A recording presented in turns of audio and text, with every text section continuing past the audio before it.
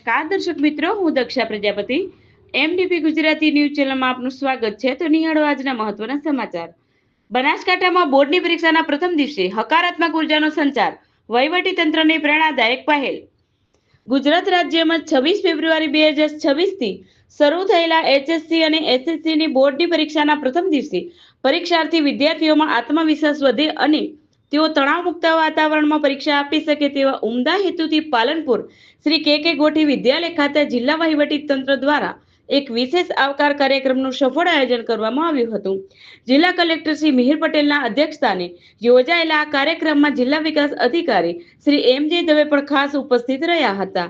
જિલ્લા કલેક્ટર શ્રી તેમજ મહાનુભાવો દ્વારા પરીક્ષાર્થીઓને પુષ્પગુચ્છ અને પેન આપીને તેમજ સાકરથી મોઢું મીઠું કરાવીને અત્યંત આત્મીયતાપૂર્વક આવકારવામાં આવ્યા હતા. આ પ્રેરણાદાયી પહેલ દ્વારા વિદ્યાર્થીઓમાં સકારાત્મક ઉર્જાનો સંચાર થાય અને તેઓ નિર્ભયતાપૂર્વક મજબૂત મનોબળ સાથે પરીક્ષા ખંડમાં પ્રવેશ કરે તેવો પ્રયાસ કરવામાં આવ્યો હતો.